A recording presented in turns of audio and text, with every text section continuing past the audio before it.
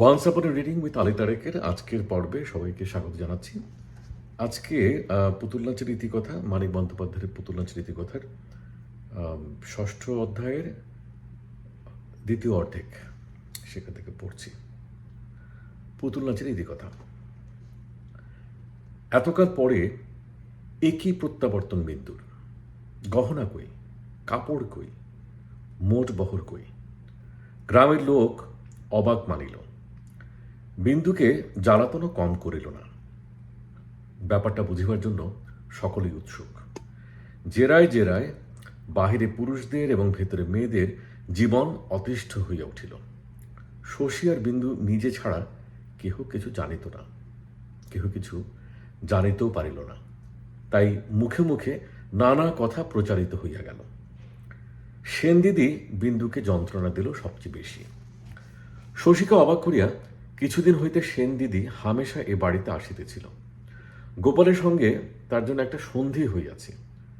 কুর্তায় ভুঁড়ি ঢাকিয়া গোপাল তামাক টানে, অদূরে পিঁড়ি পাতিয়া বসিয়া সেনদিদি তার সঙ্গে করে আলাপ। সেনদিদির দাগি মুখ আর কানা চোখ দেখিয়া গোপালেরও যেন একটা রোগ আরাম হইয়া গিয়াছে। আজকাল সে প্রসন্ন প্রশান্ত। গ্রাম্য রমণীর আবেগপূর্ণ মমতায় সেনদিদি শশীকে আকর্ষণ করিত বটে, এবং লাবণ্যবতী স্নেহ স্বভাবতেই মানুষ একটু বেশি পছন্দ করে বলিয়া সে মমতা দামিও ছিল শশীর কাছে। কিন্তু এ কথা শশী কখনো বিশ্বাস করে নাই। পড়ন্ত সূর্যের মতো শেষ যৌবনের অত্যাশ্চর্য রূপের অস্ত্রে ছেলেকে বশ করিয়া গোপালের উপর একটা উপযুক্ত প্রতিশোধ গ্রহণের এতটুকু ইচ্ছাও সেনদিদির ছিল। গোপালের বাঁকা মন বাঁকা মানে খুঁজিত। তাই সেনদিদির বর্তমান শ্রীহীনতায় গোপালের প্রসন্ন ভাব শশী বুঝিতে পারে। বুঝিতে পারে না সেনদিদির আসা যাওয়া। চিরকাল যে শত্রুতা করিয়াছে, ক্ষতি করিয়াছে অপূরণীয়, তার সঙ্গে বসিয়া সেনদিদি যে গল্প করিতে পারে, শশীকে তা যেন অপমান করে। মাঝে মাঝে হাসির কথাও বুঝি বলে গোপাল, কারণ সেনদিদির কুষ্টি মুখখানা অনিন্দ হাসিতে ভরিয়া যাইতে দেখা যায়। শশী জানে খুব অল্প বয়সে সেনদিদির ভার গোপালের ঘাড়ে পড়িয়াছিল। তারপর কত টাকার বিনিময়ে সেনদিদিকে গোপাল যামিনীর কাছে বিসর্জন দিয়েছে তাও শশী জানে, 150 টাকা। গোপালের গ্রাম্য রসিকতায় সেই সেনদিদি আজ এমন অকুণ্ঠ হাসি হাসিতে পারে, ভাবিলে গ্রামের উপরে শশীর বিতৃষ্ণা যেন বাড়িয়া যায়। বিন্দুকে সেনদিদি একদিন একাই প্রায় 3 ঘন্টা কোণ ঠাসা করে রাখিল। বাক্যহারে মেয়েটাকে কত কথাই সে যে বলিল তার ঠিক ঠিকানা নাই। বিন্দু বেশিরভাগ কথার জবাব পর্যন্ত দিল না। তাতে দমিবার পাত্রী সেনদিদি নয়। নিজে প্রশ্ন করিয়া নিজেই একটা পছন্দসই জবাব আবিষ্কার করিয়া বিন্দু সম্বন্ধে নিজের কাল্পনিক জ্ঞানকে সে অবাধে আগাইয়া লইয়া গেল।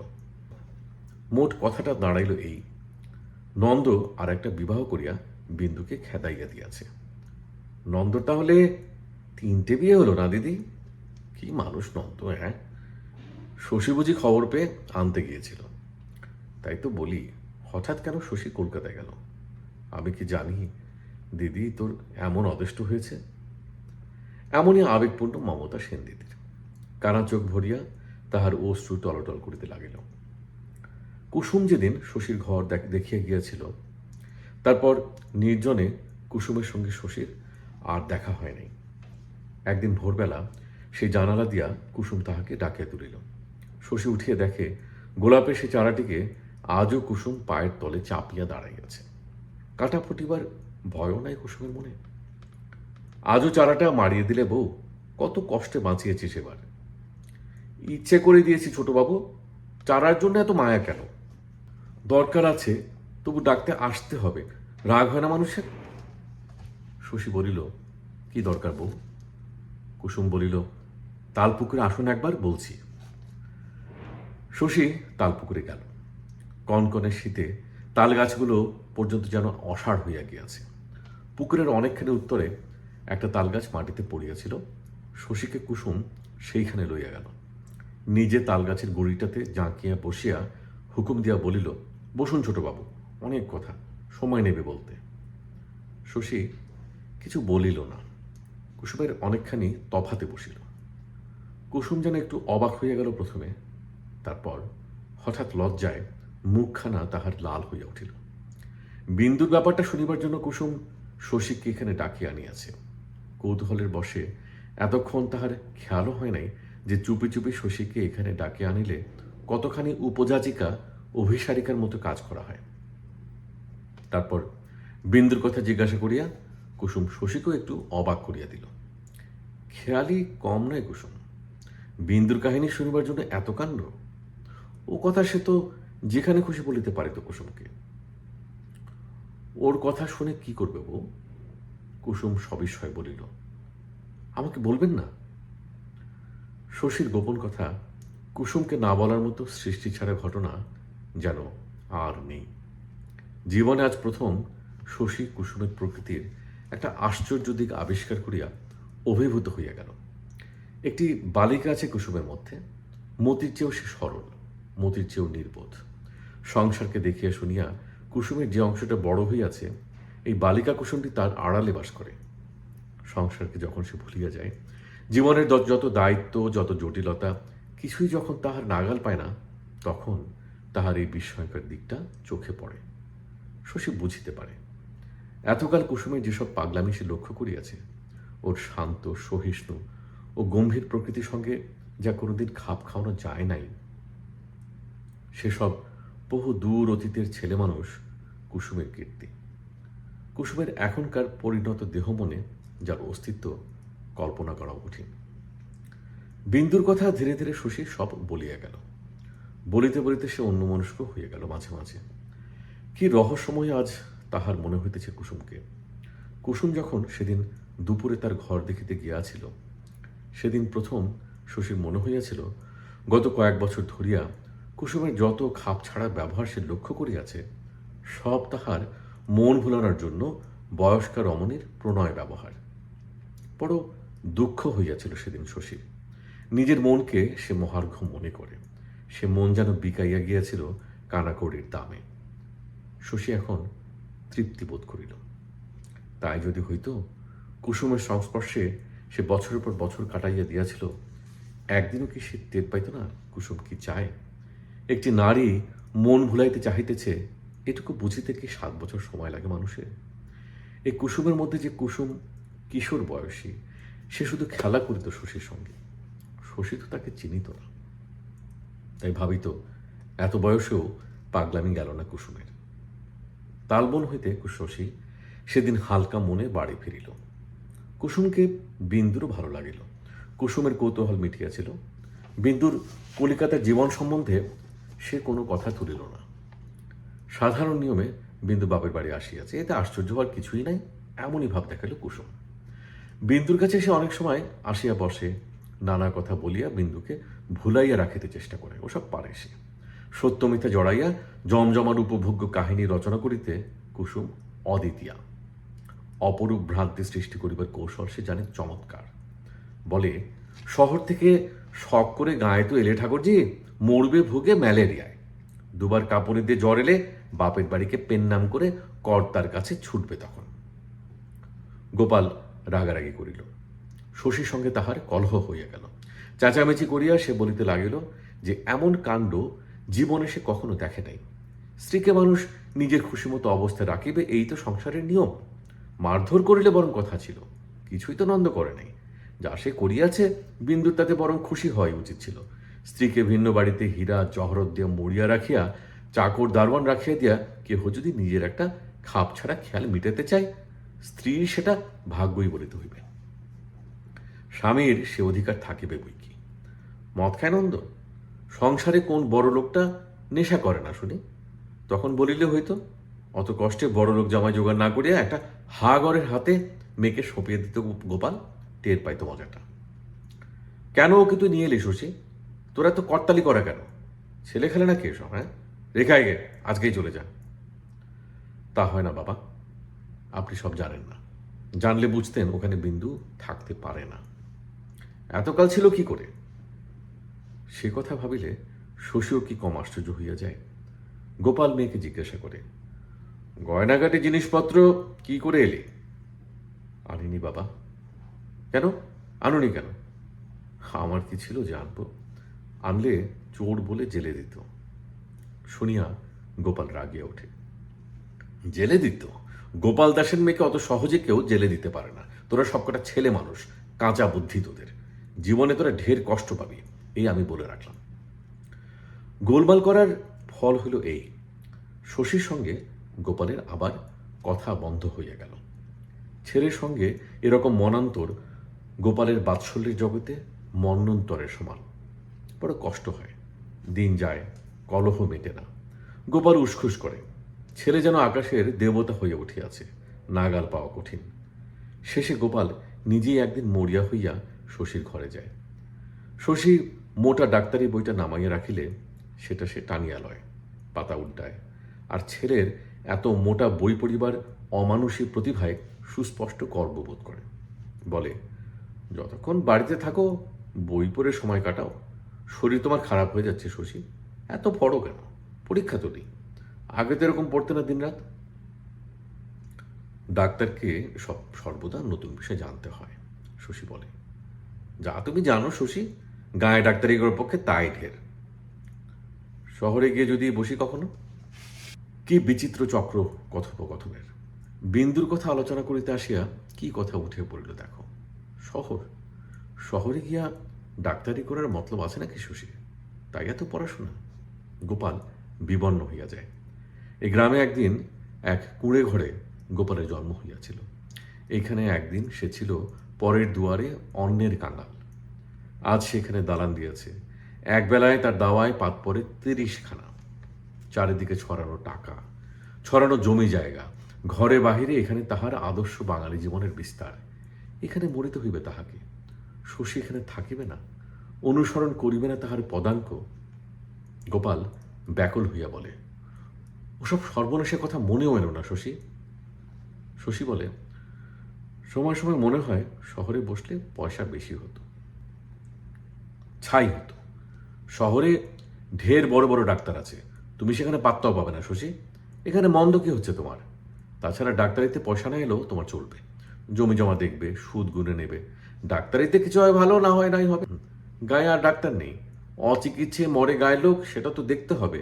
বড় তুমি স্বার্থপর শশী। গোপাল পালায়। কি বলিতে কি বলিয়া ফেলিবে, আবার হয়তো 15 দিন কথা বন্ধ থাকিবে ছেলের সঙ্গে। খানিক পরে গোপাল আবার শশীর ঘরে ফিরিয়া যায়। বলে, চাবিটা ফেলে গেলাম নাকি রে? শশী বলে, চাবি? ওই যে আপনার পকেটে চাবি। চাবির ভারে কুর্তার পকেটটা ঝুলিয়ে আছে বটে। গোপাল অপ্রতিভ হইয়া যায়, পদে পদে জব্দ করে। কি ছেলে! খানিক সে চুপ করে বসে থাকে, তারপর করে কি, হঠাৎ অন্তরঙ্গভাবে জিজ্ঞাসা করে, হ্যাঁ রে শশী, গায়ে তোর মন টিকছে না কেন বলতো? গায়ের ছেলে তুই, মন টিকবে না কেন? তবে যে শহরে যাবার কথা বলছিস? ঠিক করিনি কিছু, কথাটা মনে হয় এই মাত্র। শশীর শান্তভাব দেখিয়া নিজের উত্তেজনায় আরেক দফা অপ্রতিভ হয় গোপাল। ছেলে বড় হইলে কি কঠিন হয়ে দাঁড়ায় তার সঙ্গে মেশা। সে বন্ধু নয়, ঘাতক নয়, উপরওয়ালা নয়। কি যে সম্পর্ক দাঁড়ায় বয়স্ক ছেলের সঙ্গে মানুষের, ভগবান জানেন। একদিন নন্দর একখানা পত্র আসিল বিন্দুর নামে। লিখিয়াছে, চিঠি পাওয়ার 3 দিনের মধ্যে ফিরিয়া গেলে এবারের মতো ক্ষমা করিবে। শশী আগুন হয়ে পড়িল। ক্ষমা? তাকে কে ক্ষমা করে ঠিক নেই, কোন সাহসে ক্ষমার কথা বলে? তুই যেন ভদ্রতা করে চিঠি জবাব দিয়ে বসিস না বিন্দু। জবাব দেব না? শশী অবাক হইয়া বলিল, জবাব দেবার ইচ্ছা আছে নাকি তোর? সব সম্পর্ক চুকে দিয়ে এলি, চিঠির জবাব দিবি কিরকম? বিন্দু বলিল, দেব না দাদা। দেব কিনা জিজ্ঞাসা করলাম। এও জিজ্ঞাসা করতে হয়? বিন্দু ম্লানভাবে হাসিল। মনটা বড় নরম হয়ে গেছে দাদা, একেবারে সাহস নেই, নিজে নিজে কিছু ঠিক করতে পারি না। নইলে দেখো না, আগে কি পালিয়ে আসতে পারতাম না আমি? একখানা চিঠি লিখিয়া নন্দ আর সারা শব্দ করিল না। শীতের দিনগুলি তাড়াতাড়ি কাটিয়া যেতে লাগিল। কুসুমের সঙ্গে শশীর কদাচিৎ দেখা হয়। দেখা করিবার জন্য কোনো পক্ষে যেন তাড়া নাই। তাছাড়া শশী বড় ব্যস্ত। শীতকালে গ্রামে অসুখ বিসুখ কিছু কম থাকে বটে, সে শুধু অন্য সময়ের তুলনায়। কিছুদিন আগে বাজিতপুরের হাসপাতালের ডাক্তারের সঙ্গে শশী আলাপপুরে আসিয়াছিল। কলিকাতায় পড়িবার সময় ডাক্তারটির সঙ্গে মুখ চেনা ছিল শশীর। তাকে সে বলিয়া আসিয়াছিল, হাসপাতালে কোনো অসাধারণ রোগী আসিলে শশীকে তিনি যেন একটা খবর দেন, শুধু বই পড়িয়া শেখা চলে না। মাঝে মাঝে শশী বাজিতপুরে যায়। বড় রকমের অপারেশন দেখিবার সুযোগ থাকিলে নিজের রোগীদের কথা ভুলিয়া দু একদিন সেখানে থাকিয়াও আসে। কুসুম নালিশ করে না। কি যেন হইয়াছে কুসুমের, বোধ হয় ভুলিয়া গিয়াছে নালিশ করিতে। এমন অন্য মনস্কতা মাঝে মাঝে আসে বইকে মানুষের, অভ্যস্ত কাজেও যাতে ভুল হইয়া যায়। ফাল্গুনের গোড়ায় হঠাৎ একদিন কুমুদ আসিয়া হাজির। কদিন থাকতে দিবি শশী? যতদিন থাকবি। শশী খুশি হয়। সত্যি থাকবি? থাকবো বলে এলাম, ভালো লাগলে থাকবো। শশী হাসিল। ভালো লাগার মতো কি বা আছে গাঁয়ে? ডোবা জঙ্গল আর মুখ্য মানুষ। ভালো না লাগলেও থাকিস কুমুদ কিছুদিন। সঙ্গীর অভাবে বড় চিন্তাশীল হয়ে উঠেছি। কুমুদ বলিল, সঙ্গীর অভাব? বিয়ে কর না। শশীর হাসি দেখিয়া কুমুদ গম্ভীর হইয়া বলিল, ঠাট্টা করছি না শশী, সত্যি তোর বিয়ে করা দরকার। শান্ত হিসেবে সাধারণ সংসারী মানুষ তুই। সাধারণ মানুষের জীবন যেমন হয় তোরও তেমনি হওয়া দরকার। অন্যরকম করে বাঁচতে গেলে তুই সুখী হতে পারবি না। শশী বলিল, তুই তো এরকম ছিলি না কুমুদ, এসব কি পরামর্শ দিচ্ছিস? আমার ঘরে থাকবি না একটা ভিন্ন ঘরের ব্যবস্থা করে দেব তোকে? কুমুদ বলিল, ভিন্ন ঘর হলে মন্দ হয় না শশী, 2-4 ঘন্টা একা না থাকতে পারলে কি চলে? কবিতা লিখিস? হ্যাঁ না, ঠিক মতো বাঁচতেই জানি না, কবিতা লিখব। লিখতে লজ্জা করে। কুমুদ লজ্জায় কবিতা লেখে না, এটা আশ্চর্য মনে হয়। জীবনে সে কি চায় আজও কি কুমুদ তাহা বুঝতে পারে নাই? জীবনকে লইয়া আজও সে পরীক্ষা করিয়া চলিয়াছে। কোন সাগরে মুক্তা আহরণ করিবে, তারই অন্বেষণে 7 সাগরে ভাসিয়ে বাড়িতেছে। এর চেয়ে বিস্ময়কর কিছু নাই যে শান্ত আর বন্য কোনো মানুষই জীবনের রহস্য ভেদ করিয়া সে চিরন্তন স্থিতির খোঁজ পায় না, যা অপরিবর্তনীয় হইলেও চলে, যেখানে অভিনবত্ব কাম্য নয় মানুষের। শশীর মতো জীবনকে কুমুদ আজ মন্থর করিতে চায়, আর শশী প্রার্থনা করে কুমুদের অতীত দিনের উত্তপ্ত উচ্ছল জীবনের আবর্ত। সুখ যে তাতে বিশেষ হইবে না তা জানে শশী, তবু মন কেমন করে। কুমুদ যে কেন গাও দিয়ে আসিয়াছে শশী ঠিক তাহা বুঝিয়া উঠিতে পারিতেছিল না। কতদিন থাকিবে তাই বা কে জানে?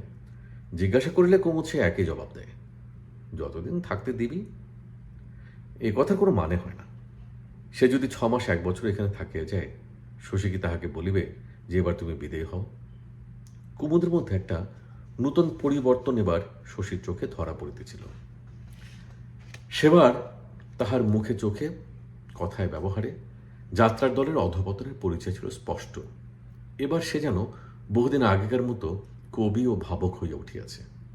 কেবল পুরনো দিনের মতো এবার আর তাহার বিদ্রোহী উদ্ধত ভাব নাই। কি যেন সে ভাবে, কি এক রসালো ভাবনা। চোখের দৃষ্টি তাহার হইয়া আসে উৎসুক, এবং একান্ত বেমানানভাবে সেই সঙ্গে মুখে ফুটিয়ে থাকে গভীর সন্তোষ। তাছাড়া গাওদিয়ার মাঠে মাঠে ঘুরিয়া কি রস সে আবিষ্কার করিয়াছে সেই জানে।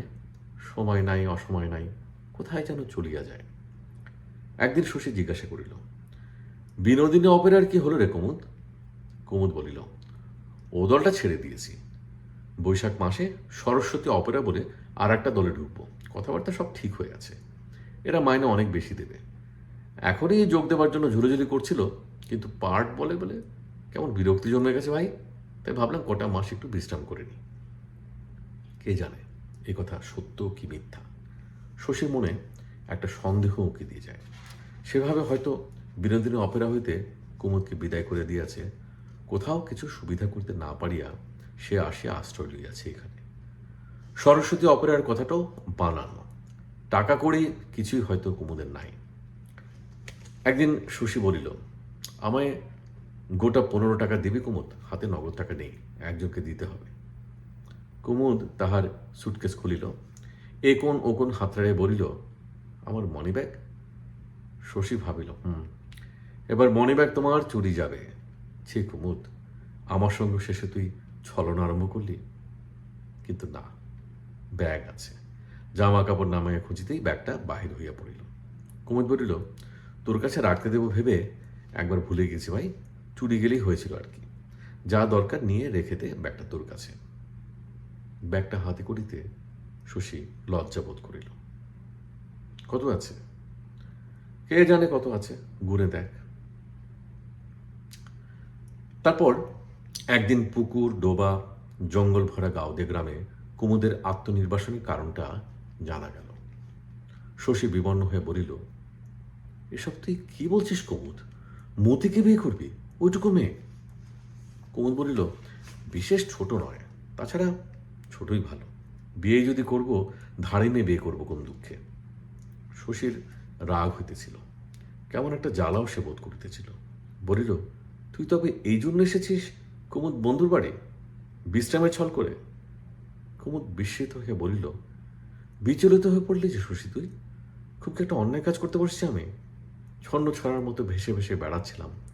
বিয়ে করে সংসারে হব, এতে তোর খুশি হয়তো উচিত। বাংলাদেশে তুই আর মেয়ে পেলি না কেন? মতি কি দোষ করেছে? ওইটুকু একটা মুখ্য গেঁয়ো মেয়ে। কুমুদ একটু হাসিল। তুই যে কার দিকে টানছিস বুঝে উঠতে পারছি না শশী। মতি মুখ্য গেঁয়ো মেয়ে বটে, আমিও তো যাত্রা দলের সম। কুমুদের হাসি দেখিয়া শশী আরো রাগিয়ে গেল। এ জগতে কিছুই যেন কুমুদের কাছে গুরুতর নয়। যখন যা খেয়াল জাগে, খেলার ছলে যেন তা করিয়ে ফেলা যায়। জীবনে যেন মানুষের নিয়ম নাই, বাঁচিবার রীতি নাই। মনের রাগ চাপিয়া বিচারকের রায় দেওয়ার ভঙ্গিতে শশী বলিল, এসব দুর্বুদ্ধি ছেড়ে দে কুমুদ। যাত্রা দলের সং সেজে থাকতে তোকে কে বলেছে? সরস্বতী অপেরায় ঢুকার কাজ নেই, ফিরে যা তোর কাকার কাছে। কাকার তোর অত বড় মাইকার কারবার, একটা ভালো রকমের কাজ তোকে তিনি দিতে পারবেন না? তখন সমান ঘরের কত ভালো ভালো মেয়ে পাবি, তোর উপযুক্ত সঙ্গিনী হতে পারবে। খেয়ালের বসে একটা গেঁয়ো মেয়েকে বিয়ে করে কেন জ্বলে মরবি আজীবন? কুমুদ বলিল, কাকার দুটো গ্রেট ডেন কুকুর আছে জানিস? শশী অবাক হয়ে বলিল, না। কাকার বাড়ির গেটের ভিতরে ঢুকলে কুকুর দুটো তিনি লেলিয়ে দেবেন। কথা হইতেছিল শশীর ঘরে। সন্ধ্যার পর ঘরে 7 টাকা দামের একটা টেবিল ল্যাম্প জ্বলিতেছিল। এত আলোতে পরস্পরের মুখের দিকে চাইতে তাদের যেন কষ্ট হইতে লাগিল। রাগ শশীর মনে বেশিক্ষণ টেকে না। খানিক চুপ করিয়া থাকে, সে বলিল, মতিকে তোর ভালো লাগলো কুমুদ? বিশ্বাস হতে চায় না। প্রথমে আমারও চায়নি। সেবার যখন চলে গেলাম, কে জানতো ওর জন্য আবার ফিরে আসতে হবে। তারপর কুমুদ তালপুকুরের পাড়ে অবোধ গ্রাম্য বালিকার সঙ্গে তার ভালোবাসার জন্ম ইতিহাস ধীরে ধীরে শশীকে শুনাইয়া দিল। অতটুকু মেয়ে মতি, তার যে এমন একটি মন থাকিতে পারে যাহাতে অতল স্নেহের সঞ্চার সম্ভব, তা কি কুমুদ জানিত? সরল মনের স্নেহ ছাড়া আর সবই যে ফাঁকি মানুষের জীবনে, মতি কুমুদকে এই শিক্ষা দিয়াছে। সত্য কথা বলতে কি শশী, এ অপূর্ব অভিজ্ঞতা কুমুদ তো কোনোদিন কল্পনাও করে নাই। শুনিতে শুনিতে শশীর বিস্ময়ের সীমা থাকে না। মতি, ওই একরত্তি নোংরা মেয়েটা গোপনে গোপনে এত ভালোবাসিয়াছে কুমুদকে। শশীর মনে হয় সব কুমুদের বানানো, দিবা স্বপ্ন, কল্পনা। মুখে মুখে গীত গোবিন্দের মতো যে মহাকাব্য কুমুদ রচনা করিয়া চলিয়াছে, মতিকে কখনো তাহার নায়িকা হইতে পারে। সেদিন অনেক রাত্রি অবধি শশী ঘুমাইতে পারিল না। কুমুদের সঙ্গে মতির বিবাহ কেমন করিয়া ঘটিতে দেওয়া যায়? চিরদিন কুমুদ ছন্ন ছাড়া যাযাবরের জীবনযাপন করিয়াছে। সাময়িক একটা নীড় প্রেম তার মধ্যে দেখা দিলেও এটা যে স্থায়ী হইবে বিশ্বাস করা কঠিন। তাছাড়া মতির মূর্খতা এবং গ্রাম্যতা অসহ্য হয়ে উঠিতে কুমুদের বোধহয় 6 মাসও সময় লাগিবে না। কি উপায় হইবে মতির তখন? কুমুদ কষ্ট দিলে, ত্যাগ করিলে নিরীহ বোকা মেয়েটার জীবন যে দুঃখে ভরিয়া উঠিবে, কে তার দায়িত্ব গ্রহণ করিবে? একদা প্রিয় বস্তুগুলি জীবন হইতে ছাঁটিয়ে ফেলাই যে স্বভাব কুমুদের। পরদিন কুমুদকে সে বিষয়ে প্রশ্ন করিল। বলিল, মতিকে তোর বেশি দিন ভালো লাগবে কেন কুমুদ? মতিকে আমার চিরদিন ভালো লাগবে। কি করে লাগবে তাই ভাবছি। কুমুদ বলিল, শশী, তুই কি ভাবিস বিয়ের পরও মতি এমনই থাকবে? ওকে আমি মনের মতো করে গড়ে তুলব না? খনি থেকে তোলা হীরের মতো ওকে আমি গ্রহণ করছি। নিজে কাটবো, ঘষবো, মাজবো, উজ্জ্বল করে তুলবো। ওর মনের কোনো গড়ন নেই, তাই ওকে বিয়ে করতে আমার এত আগ্রহ। ওর মনকে আমি গড়ে নেব। আমার সঙ্গিনী হতে পারে এমন মেয়ে জগতে নেই ভাই। সঙ্গিনী আমার সৃষ্টি করে নিতে হবে আমাকেই। শশীর অর্ধেক মন সংসারী, হিসাবী, সতর্ক। এসব বড় বড় কথা শুনিলে তার বিরক্তি জন্মে। মনের মতো গড়িয়া তুলিতে গেলে মানুষ যে মনের মতো হয় না, এটুকু জ্ঞান কি কুমুদের নাই? পরের চেষ্টায় মনের যে বিকাশ, তাহা অস্বাভাবিক, অপ্রীতিকর। মতিকে ছাঁচে ঢালিয়া একটা সৃষ্টি ছাড়া অদ্ভুত জীবে পরিণত করার ধৈর্য কুমুদের থাকিবে কিনা সন্দেহ। থাকিলেও সেই পরিবর্তিত মতিকে কি তাহার ভালো লাগিবে? কিভাবেই বা মতিকে সে গড়িয়া তুলিবে? লেখাপড়া, গান বাজনা, ছবি আঁকা, শুধু এই সব শিক্ষা দেওয়া তাকে সম্ভব। তার অতিরিক্ত আর কি করিতে পারিবে কুমুদ? মতির নিজস্ব সত্তাটুকু পর্যন্ত কুমুদ যদি তাকে দান করে, স্বতন্ত্র সম্পূর্ণ মানুষ হিসেবে কি মূল্য থাকিবে মতির?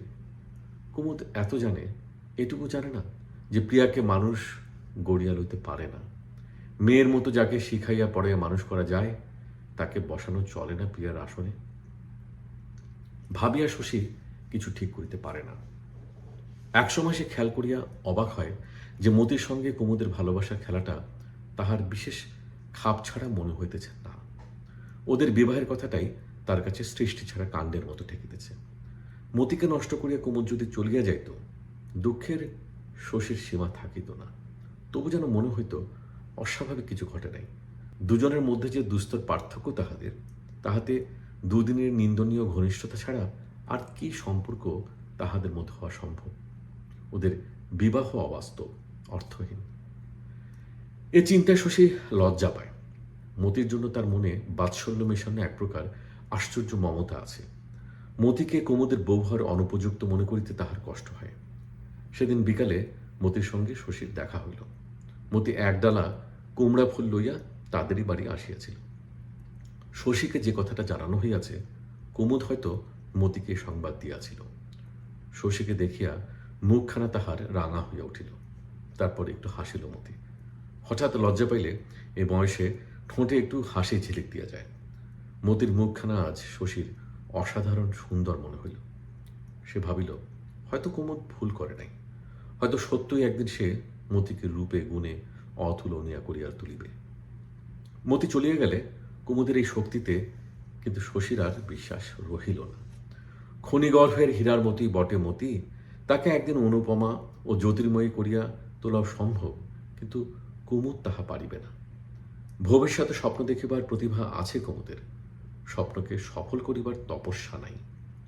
মতির মুখের পেলব ত্বকে দুদিনে সে দুঃখে রেখা আনিয়ে দেবে। মনটা শশীর খারাপ হইয়া থাকে। কুমুদের প্রতি সে বিতৃষ্ণা বোধ করে সীমাহীন। এই কি বন্ধুর কাজ? বন্ধুর বাড়ি আসিয়া তাহার স্নেহের পাত্রীর সঙ্গে গোপনে ভালোবাসার খেলা করা। উপায় থাকিলে কুমুদকে সে তাড়াইয়া দিত। কিন্তু কুমুদের কথা শুনিয়া আর তো মনে হয় না মতির কোনো দিকে আশা ভরসা আছে। কুমুদের সম্বন্ধে মতির উৎসুক প্রশ্ন, কুমুদকে দেখিবার আশায় মতির কলিকাতা যাওয়ার আগ্রহ, সব এখন শশীর মনে পড়িতে থাকে। প্রেম, কুমুদের জন্য এতখানি প্রেম জাগিয়াছে মতির বুকে। তাছাড়া হয়তো মতির বুক ভরা প্রেমেই শুধু নয়, কুমুদকে বিশ্বাস নাই। জীবনটা কুমুদের আগাগোড়া অসংকোচিতে পরিপূর্ণ। কি করিবে শশী ভাবিয়া পায় না। এ ব্যাপারে তার সিদ্ধান্তই চরম। সে যদি বলে হোক, তবেই এ বিবাহ হইবে। পরাণের কাছে কথাও পাড়িতে হইবে তাহাকেই। শশীর ইচ্ছা হয়, যাই ঘটিয়া থাকুক, কুমুদকে সে এই দণ্ডে দূর করিয়া দেয়। চিরদিনের জন্য বন্ধুত্বের অবসান হোক। কুমুদ চলিয়া যাক তাহার যাযাবর জীবনযাপনে। গাঁয়ের মেয়ে মতি থাক গাঁয়ে। চিরকাল মতি দুঃখ পাইবে জানিয়াও এই বিবাহ সে ঘটিতে দিবে কেমন করিয়া? সন্ধ্যার পর কুসুমের সঙ্গে শশী এই বিষয়ে পরামর্শ করার সুযোগ পাইল। আকাশে তখন চাঁদ উঠিয়াছিল। ঘরের চালা যে জ্যোৎস্নার ছায়া ফেলিয়াছিল, সেই ছায়ায় দাঁড়াইয়া অনেক কথা বলিবার পর শশী বলিল, একটা উপায় আছে বউ। কি উপায়? কুসুম জিজ্ঞাসা করিল। আমি মতিকে বিয়ে করতে পারি। এই উপায়? কুসুম হাসিয়া ফেলিল। শশী কিন্তু হাসিল না, বলিল, হাসির কথা নয় বউ, কুমুদের হাতে ওকে সঁপে দিতে সত্যি আমার ভাবনা হচ্ছে। কুসুম গম্ভীর হয়ে বলিল, সে আপনি ওকে ছোট বোনটির মতো ভালোবাসেন বলে। মেয়ে বোন এদের বিয়ে দেওয়ার সময় মানুষের এরকম ভাবনা হয়। শশী তবু বলিল, আমি যদি মতিকে বিয়ে করি? যদি করেন? যদি? তীব্র চাপা গলায় এই কথা বলিয়া কুসুম পরক্ষণে আবার হাসিয়া ফেলিল। সংসারে অত যদি চলে না ছোটবাবু। আপনি করবেন মতিকে বিয়ে? জীবনটা আপনার একেবারে নষ্ট হয়ে যাবে না? তখন শশী বলিল, কুমুদ অবশ্য একেবারে অমানুষ নয়, রোজগার পাতিও মন্দ করে না। কুসুম বলিল, মতির ভাগ্যেই ওকে কুমুদবাবুর পছন্দ হয়েছে। পড়তো গিয়ে কোন চাষার ঘরে দুবেলা চালা গাছের মার খেয়ে প্রাণটা ছড়িয়ে বেরিয়ে যেত। অনেক পুণ্যিতে এমন বর জুটছে ওর। হোক তবে, তাই হোক। মতি কি বলে বউ? কি বলবে, দিন গুনছে। দিন গুনিতেছে মতি, গুনুক। কুসুমের উপর রাগে শশীর মন জ্বালা করিতে থাকে। সেদিন প্রত্যুষে তালবনে কুসুমের মধ্যে যে সরলা বালিকাকে আবিষ্কার করিয়া সে পুলকিত হইয়াছিল, আজ সে কোথায় গেল? কি পাকা বুদ্ধি কুসুমের! কি নিখুঁত কৌশলে মতির বিবাহ সম্বন্ধে সে তার মনের মোড় ঘুরাইয়া দিল। দুদিন ভাবিয়া সে যা স্থির করিতে পারে নাই, আধ ঘন্টার মধ্যে দুটো অচল যুক্তি দেখাইয়া কুসুম কত সহজে সব সমস্যার মীমাংসা করিয়া দিল। কুসুমের কাছে দাঁড়াইয়া মতির ভালো মন্দ সম্বন্ধে এমন সে নির্বিকার হইয়া উঠিল কিসে, যে অনায়াসে বলিয়া বসিল, হোক তবে তাই হোক। তাছাড়া এসব আজ কি বলিতেছে কুসুম? এমনই চাঁদনি রাতে আপনার সঙ্গে কোথাও চলে যেতে স্বাদ হয় ছোটবাবু। গভীর দুঃখের সঙ্গে শশীর মনে হয় একথা কুসুমের বানানো। মতিকে পাছে সে আবার নিজে বিবাহ করিয়া কুমুদের হাত হইতে বাঁচাতে চায়, তাই কুসুম এই মন রাখা কথা বলিয়াছে। বলুক, সে তো কুমুদ নয়, তার জীবনে সবই অভিনয়। তবু চাঁদের আলোয় চারিদিক আজ কেমন স্বপ্ন দেখিতেছে দেখো। এ যেন বিশ্বাস করিতে ইচ্ছা হয় না কুসুমের। কুটিলতার বিষে এমনই সময় এত কষ্ট পাওয়া তাহার ভাগ্যে ছিল। কিন্তু কেন সে দাঁড়াইয়া আছে? কেন সে চলে যেতে পারে না?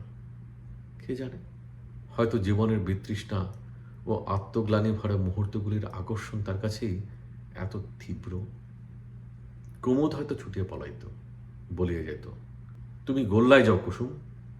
অথবা হয়তো নিজের আনন্দ দিয়া এই জ্যোৎস্নার কবিতাটুকু ঝাঁকিয়া লইয়া এমন স্থূল মুহূর্তগুলিকেও অপূর্ব করিয়া তুলিত। কুসুম নিঃশ্বাস ফেলিয়া বলিল, আপনার কাছে দাঁড়ালে আমার শরীর এমন করে কেন ছোটবাবু? শরীর, শরীর, তোমার মন নাই কুসুম? তো এই ছিল আজকের once upon A reading with Ali তারেকের মানিক বন্দ্যোপাধ্যায়ের উপন্যাস পুতুল নাচের ইতিকথার 6ষ্ঠ অধ্যায়। আশা করছি আপনাদের ভালো লাগছে। পরবর্তী পর্বে আপনাদেরকে স্বাগত জানিয়ে বিদায় নিচ্ছি।